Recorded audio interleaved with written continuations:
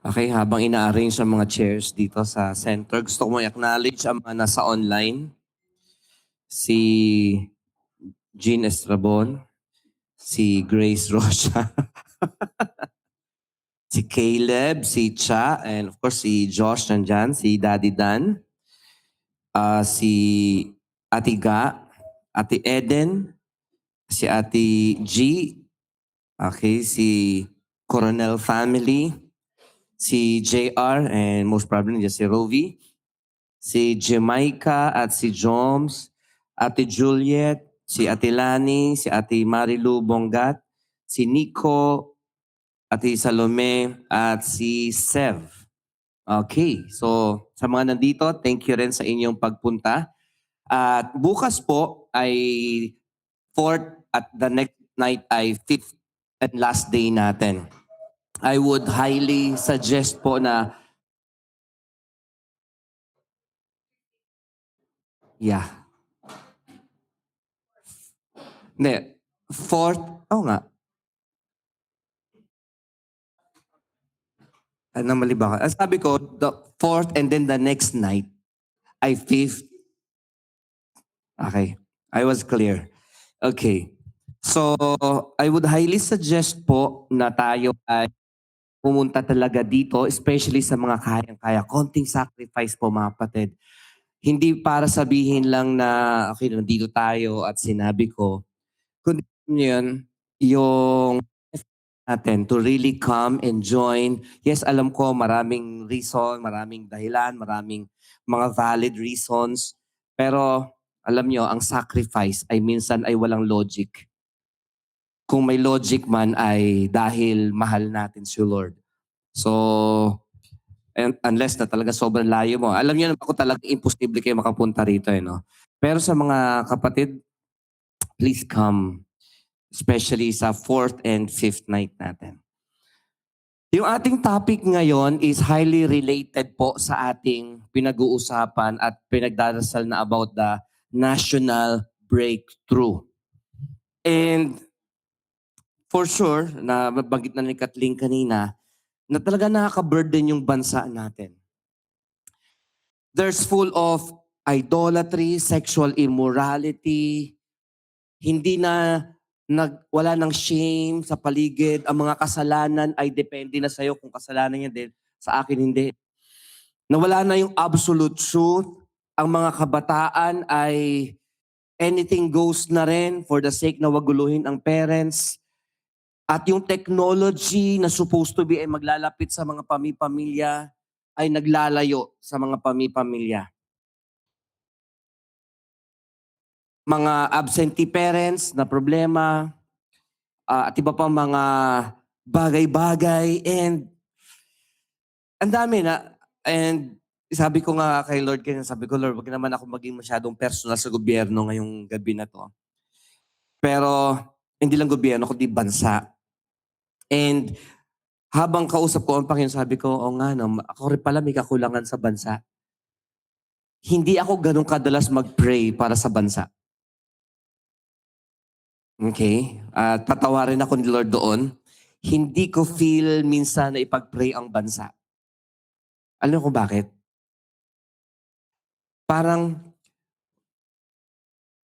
anong sense ng pag-pray? Of course, sa akin lang ito Pero of course, kinurek ako ng Panginoon na, hindi. We need to pray for our country.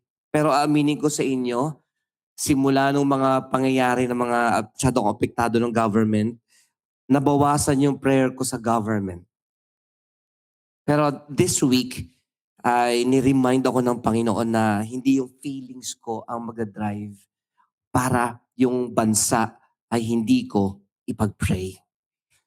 Amen. Tuloy tayo. Ang topic natin is Joshua and Caleb. Perspective is everything. Main idea.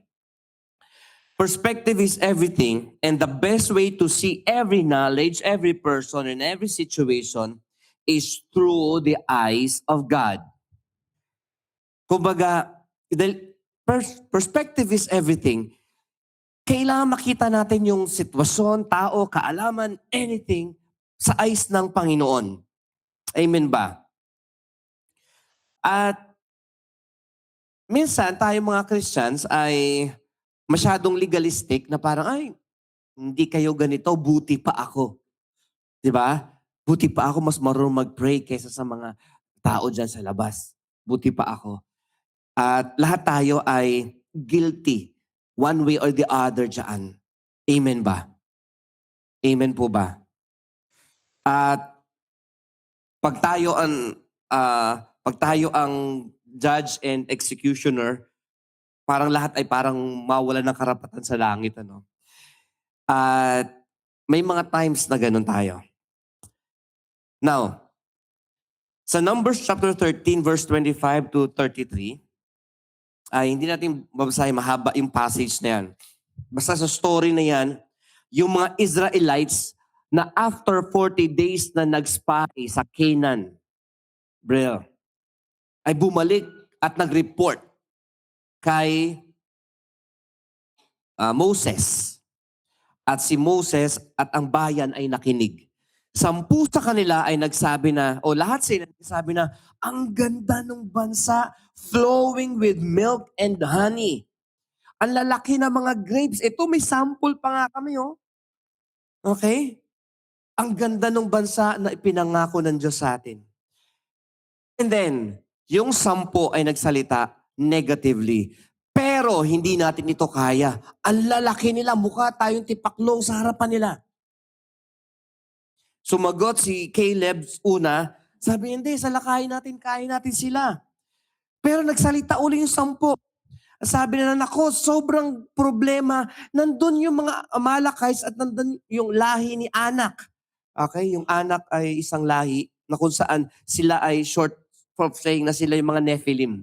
Ang mga Nephilim na sample ay parang si Goliath. Yung mga 9 feet. Okay? Nasubukan nyo na ba na tumabi sa mga 7-footer? Ang pinakamatangkad na nakita ko personal na player ay si Marlo Aquino, 6'9". Mukha akong baby sa kanya. Ang tangkad pala ng 6'9". Okay, nasalubong ko siya at nakakamayan ko siya. Si Verel Minez, nagpunta yan sa Montalban dati, nakamayan ko. Matangkad din. 6'2 or 6'3. Pero 6'9 si Marlo Aquino, parang nanliliit talaga ako. Kung ako ay manliliit kay Marlo Aquino, paano kung si Marlo Aquino o si Goliath nakasalubong ko 9 feet? Okay? Yung itong ceiling natin ay 10 feet yan. Usually, standard. So 9 feet ay bawasan mo ng konti, yan ng 1 feet. So yung mga tao ay nag-report, hindi natin kaya. Ang maganda, nagsalita si Joshua at si Caleb ng sabay-sabay at nagpunit sila ng damit sa sobrang dismayado nila sa nireport ng 10. At yung report ng 10 ay ito nangyari. Mas pinaniwalaan ng buong bayan at itinatry nila na batuhin hanggang mamatay yung 2. Yung good ang report, yung nagsasabing pangako ng Diyos at tama ito, ay papatayin ng taong bayan. At si Lord at si Moses ay nag-usap at ang sabi ni Lord kay Moses, Moses, ganito na lang, patayin ko na lang yung mga tao na to at ititira ko na lang kayo at kayo mapupunta sa promised land. Sabi ni Moses, Lord, wag. Kasi pag nabalitaan nila na dinala mo sa disyerto para patayin lang, Lord, bad reputation for you. Okay? Pero ang point ko dito ay, even si Lord ay sobrang dismayado. Now, tingnan natin. Bakit nagkaroon ng matinding takot sa camp of Israel nung time na yon? 40 days, imagine mo to, 40 days ka nag-antay, tapos pagbalik sa'yo, good pero bad pala, wag na tayong tumuloy. Diba? Parang minsan, meron akong in-order sa Shopee na item na galing pa ng Japan. Nagdalawang isip ko kukunin ko, pero kinuha ko na. Ang pangako sa akin is 2 weeks. So in-update ako nung seller. But ang dumating na sa 2 weeks na hindi pa dumarating sa Pilipinas. So kinancel ko na. After 3 days na kinancel ko na at tinanggap naman ni Shopee na i-cancel ko na kasi 3 or 5 days nang lampas doon sa delivery. So sabi ko, ang reason ay hindi ko na siya kailangan kasi matagal na. Ano ang feeling nung time na parang inantay mo for 2 weeks, pero kaantay mo walang nangyari? Imagine ninyo ang mga Israelites, ilang years na silang nagbiyahe papunta o di pala, naglakad papuntang, ah, halos River Jordan na at sa kabilang ilog nandun na yung promised land. Tapos sasabihin nila, "Wag na lang, halos 40 years ka na nag-travel tapos pagdating mo dun ayaw mo na." Pero valid ba yung takot nila? Okay.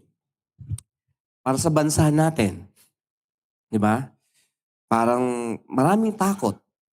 Takot na maganda pa ba future ng mga anak natin, mga anak at mga apo sa kondisyon ng bansa natin? Kung maliit, sasabi ko sa mga pagkasas hindi ko pagpapasa sa yung society ko. Pagdating paglabas namin dyan noong umaga, 80 na. Sana pala gabi na ako nagpagas. Alam mo yung may panghihinayang and then labas mo pa yung takot. Ano to? So, let's see. Insights into the life of Joshua and Caleb. Number one, Joshua and Caleb refused to give in to the cowardice of the majority. Ang blanco nyo dyan ay refuse tsaka cowardice. Ang cowardice ay hindi yung anyway, cowardness. Parang ganon. Kaduwagan. There is transformational power in seeing the matters of life through God's eyes.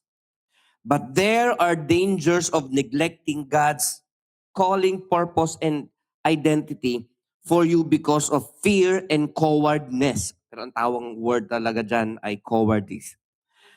Itong dilema, itong problema, mas nakakahawa ang unfaithfulness kaysa sa faithfulness at ang fear kaysa sa tapang. Pansinin nyo, 12 tao nag-report, 10 ay nagsabi, kahit promise ni Lord yan, wag na tayong tumuloy kasi nakakatakot, mamatay lang tayo dun. 2 lang ang nagsabi, natalo ng bad report na 10 ang 2 tao na nagbigay ng good report. Diba? And it happens. Do we see a future sa ating bansa? Sa church, do we see a future? Natatakot ba tayo sa buhay natin na anong next na buhay natin? Anong next na mangyayari sa atin kapag ganito ang magpapatuloy? Natatakot ba tayo sa mga sitwasyon natin? To the point na ang Diyos, ang salita niya ay baliwalain natin? Gaano kalaki ang takot natin sa sitwasyon natin na willing tayo na disobey ang Diyos dahil sa takot natin? Okay? All 12 spies received the same promise and saw the same peril. Yung problema. But only 2 of them prospectively saw the power of God. Wow. You see that? Itong prayer and fasting natin, this is not about us. It is about the will of God at kung magpapakumbaba tayo. Thank you sa mga dumadalo personal dito, sa mga nasa online din. Thank you so much. Can you help me remind ang mga ibang kapatiran pa natin to really join? Kailangan magpakumbaba ang church unless my people will humble themselves. Pero yung humbleness natin sa Panginoon, pag tinalo yan ng takot, masusundin natin yung takot. Mas nakakatakot ang takot kaysa sa pangako ng Diyos. You can see that sa paligid, mga kapatid. Pag umulan ng konti, hindi na ako mag-church, maulan eh. Di ba, mas natakot tayo sa ulan. Alam naman natin na may ganon. Pero I'm not, wag akong dumating sa inyo na parang judging. Gusto ko lang ikumpara natin. Saan tayo mas takot? Di ba? At kanino tayo mas naniniwala? Sa sabi ng tao o sabi ng Diyos? Ang sabi ng Diyos, bibigyan ko kayo ng isang bansa na hindi kayo ang nagtanim pero magiging inyo yung promised land. That's my promise. At tatalunin niyo sila. And then on the brink of the promised land, magsasabi na, ay hindi kaya, hindi natin kaya, malaki yung problema natin. Kung nangyari noon sa kanila yon, ngayon kaya nangyayari pa rin sa mga nagsasabing Christians? Or sa mga tao na ayaw maging Christian kasi kailangan sumunod sa Panginoon? I've encountered so many people, mga kapatid, na ayaw maging Christian kasi ang dami daw utos ng Diyos. And I've encountered people na nagsabing kilala nila ang Diyos at nananampalataya sila sa Diyos. Pero pag pinagtabi mo sa pagsunod sa Diyos, hindi ko sila ginajudge, kundi ini-evaluate ko. And then kasabay nun, evaluate ko sarili ko. Ako ba talaga ay nagsasabing naniniwala ako sa Diyos at sa mga pangako niya? Kaya ba talaga ng Diyos? Pero pag dumating na si Meralco, mas naniniwala tayo kay Meralco kaysa sa Diyos. Amen? Mas naniniwala tayo sa mga bayarin natin kaysa sa Diyos. Mas naniniwala tayo na, na kailangan natin yung opportunity na to at i-give up ang mga gawain para masunod yung gagawin natin. Now, ang tanong ko, are those signs na mas takot tayo sa mga sitwasyon kaysa sa Diyos? Or, ibay natin yung word, mas mahal natin ang mga sitwasyon na yun kaysa sa Diyos? We need to think, mga kapatid. Kasi, ang kaduwagan ay, dahil sa takot, ay ipaparalyze tayo. Amen? While circumstances may seem daunting or nakakadalawang isip, a faith-driven perspective recognizes God's promise and presence over immediate fears. Ang dami ko rin mga fears na kailangan pang i-conquer, mga kapatid. Pero there are fears sa buhay na na-conquer ko na. Ngayon pangalanan natin yung takot na yan. Through love and obedience, develop a perspective that is shaped by faith in God's greatness. Okay? Si Joshua at si Caleb, kahit sila yung minority, hindi sila nagpadaig doon sa mga sinabi nung majority. Number 2, ano ang matutunan natin sa buhay ni Joshua at ni Caleb? Joshua and Caleb believed God's promise, believed ang blanco dyan, and saw God's vision, and saw, yung blanco, saw. And saw God's vision in the midst of the perils. Ang kaibahan ni Caleb at ni Joshua sa 10 spies is one word: perspective. Because perspective is everything. Diba? Sa pagtugtog, sa music, ano mas mahalaga? Yung ganda ng gamit mo o paano mo gamitin yung gamit mo? Na-discover ko na itong, I forgot the name, yung gitarista, yung lead guitar ng Queen. Okay, yung pala ay may degree sa chemistry. Pero ang pinili niya ay pagtugtog. Yung yung gitara niya ay gawa lang nung tatay niya galing dun sa isang kahoy na galing sa fireplace nila. Hindi branded ang gitara niya, gawa lang nung tatay niya. Pero yung gamit niya ang hindi humadlang sa talento niya. So, mas mahalaga yung gamit mo, yung talent mo. Di ba?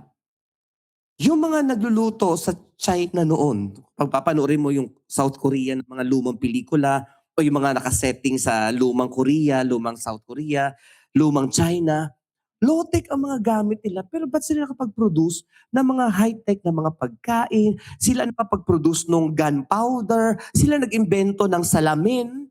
Low-tech sila. Pero they have the vision, ay kaya natin gumawa ng gunpowder. Kaya natin gumawa ng salamin, nalilinaw yung mga mata ng mga malabo mata. Okay, kaya natin gumawa ng ganito. So ano mas importante? Yung gamit mo o yung skill mo? Paano gamitin yung gamit mo? Okay? Pero minsan, hindi tayo gagalaw pag hindi maganda ang gamit natin. Okay? Hindi ako matutulog pag hindi maganda ang tulugan ko. Ano mas importante? Yung tulugan mo o yung desire mo na matulog? Okay? Ang mas importante, yung, yung mga bagay na gusto mong marating o yung ginagawa mo ngayon? Yung pangarap mo bang importante o yung ginagawa mo ngayon? Kasi kung pangarap mo ay maganda, hindi mo ginagawa yung dapat mong gawin ngayon para sa pangarap mo, matutupad ba ang pangarap mo? Of course not. Pero you need to have the vision of the future. At ang future ni Joshua at ni Caleb, may pangako ang Diyos, may tutuparin ng Diyos, kailangan nating sumunod sa utos ng Diyos. Yung mga tao, wag na tayong tumuloy. Yes, maganda ang bansa. Yes, makapangyarihan ng Diyos, pero mapapahamak tayo. You see the difference? At maraming hadlang na ganyan sa ating bilang mga Christians. We forget yung ano bang kayang gawin ng Diyos. Amen? Sometimes kapag tayo ay pag nakaka-encounter ko yung mga taong may sakit, minsan ang hirap din naman talagang mag-explain, di ba? Pero ang lagi kong sinasabi sa mga taong may karamdaman, itong sabi ng doktor sa'yo, pero anong sabi ni Lord? Ang Diyos lagi ang may last say, hindi ang doktor. Pero we respect yung sinasabi ng doktor. Pero anong sabi ba ng Diyos sa'yo? Tungkol sa karamdaman mo, tungkol sa problema natin, tungkol sa future mo, tungkol sa UVCC. Pag-usapan natin yung convention. Ano nakakatakot sa convention? Ano nakakatakot? Ang maganda gagawin natin, oh yes, pero pastor, nakakatakot. Ang alin? Yung gastos. Magkano cellphone mo?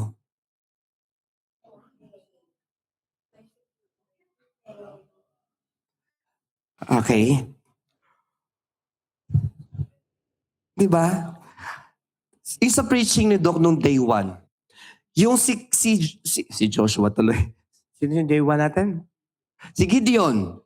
From 32,000, imagine niyo si Gideon siguro ang galing nito mag-promote. Ano sama ka? Please, may gagawin tayo Sa sobrang husay mag-invite ni Gideon, 22,000.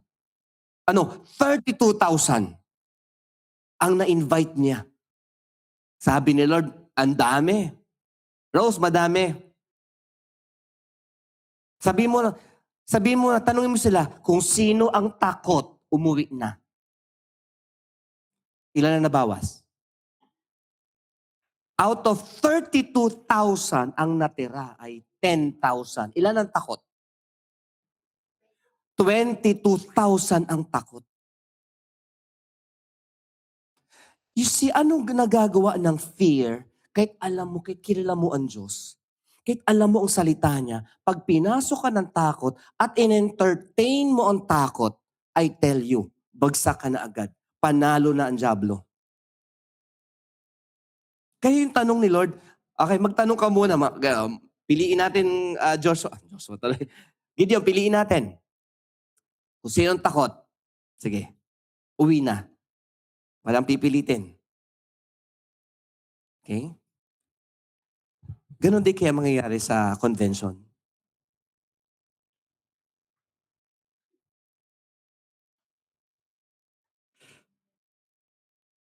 Iba sa inyo, malambing ang tingin sa akin. Iba medyo parang nag-iisip. And then sabi ni Lord, ganito. Lumaplap tuloy. Painumin mo sila sa tubig, sa ilog. Okay, lahat ng lumaplap. Tama ba yung Tagalog ko? Na parang aso. Yung uminom ng tubig na lumalaplap, parang aso. Pauwiin mo na rin. Pero yung uminom na kaganyan at nakamasid sa paligid, yun ang matitira. Ilan ang pinauwi? Out of 10,000, ang pinauwi ay 9,700. Ang natira na lang ay 300. Brethren, ipaparalyze ka ng takot, I tell you. Believe me, naranasan ko na yan. Nung nagka-problema tayo a few years ago, isipin mo, nakaisip ako mag-Sabbath leave na hindi ko alam kung kailan ako babalik. Kabala na muna ang UBCC. Nai-stress na ako. Magsa-Sabbath leave na lang muna ako. Bahala kayo muna dyan. It came to my mind. Nagpaplano na ako. Na-paralyze ako ng takot. Pero when I came to God, Lord, dapat ko bang gawin to? Alam ko namang hindi ata. Pero Lord, enlighten me. Isa lang sinabi sa akin ni Lord, natatakot ka. Sabi ko, Lord, then bigyan mo ako ng courage, Lord. Okay? Since nandito pa ako, alam niyo na. Diba? So what should we do? Embrace a God-focused vision, trusting in Christ's victory over every fear. Now, hindi ko sinasabi na wala akong pakialam sa emosyon natin. Okay? Wag niyong isipin yon. Ang isipin niyo ay ito, saan tayo china-challenge ng Lord ngayon? Okay? Tuloy natin. Take care of your faith in Jesus by refusing to be influenced. Tagalogin natin. Try. Ingatan mo ang iyong pananampalataya kay Jesus sa magitan ng pagtanggi sa mga impluensya ng mga tao na nagsasabing kilala nila ang Diyos, naniniwala sila sa Diyos, pero hindi sumusunod sa Diyos. Hindi iyan pagiging rude, kundi pagiging obedient mo lang sa Panginoon. Okay? Look around and be inspired by the Joshuas and the Calebs who have the same difficult human situation but have unwavering conviction and faith.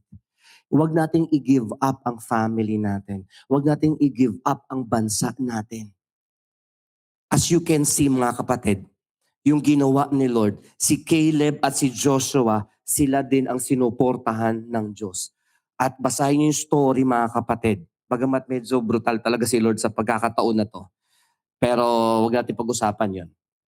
Pero si Joshua at si Caleb ay kinommend ni Lord to the point na si Joshua ang pinili ni Lord na successor ni Moses.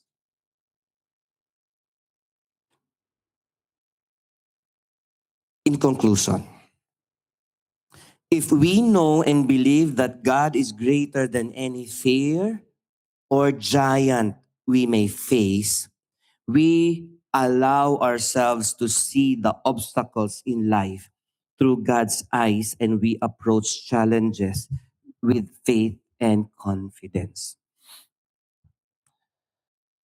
By the way, magkaiba yung takot at umatras na dun sa takot at nagpasakop sa Diyos para yung takot ay mapagtagumpayan. May lagi nagsasabi sa akin, Pastor, kinakabahan ako, bakit di ko alam ang sasabihin ko? Kinakabahan ako na mag-preach, kinakabahan ako mag-lead ng Bible study, kinakabahan akong gawin yung mga ganito. Alam mo, sagot ko lagi, okay lang nakabahan. Kasi mas magtitiwala ka sa Diyos kesa sa iyong sarili. So anong area ng buhay mo ngayon ang napaparalyze ng fear at ng doubt? Anong area ng buhay natin na napaparalyze tayo ng fear and doubt?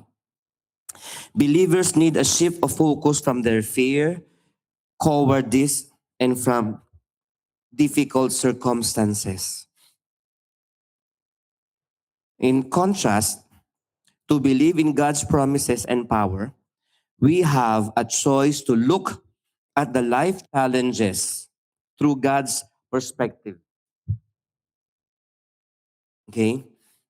So basahin ko na yung question. Maaaring mag-question nyo ito mamaya. Ano ang pagkakaiba ng pananaw ni Joshua at Caleb sa ibang mga espiya? Sa anong bahagi ng buhay mo naramdaman mong mas malakas ang takot kaysa pananampalataya? Paano mo masasabi may isa sa buhay ang pananaw na mula sa Diyos kapag humaharap ka sa mga giants ng buhay mo. Okay? Look unto Jesus, the author and perfecter of our faith. Let us pray. Father, in Jesus' name, salamat po sa iyong pagtuturo sa amin ngayong gabi. Bagamat challenging, Lord, yung i-deal ang takot. Pero Lord, we believe na there's something, Lord, na gusto mong ma-overcome kami. And Lord, tulungan mo kami na matalo yung anumang takot na nagpa-paralyze sa amin ngayon. And by the power of the Holy Spirit, by the grace of Jesus Christ, magkaroon kami, Panginoon Diyos, ng sapat na tapang para paniwalaan ka at sundin ka sa iyong mga utos, Panginoon Diyos. Thank you, Lord. Speak to us, Lord, sa bawat isa na rito. Online man or nandito sa center, mangusap ka, Panginoon Diyos.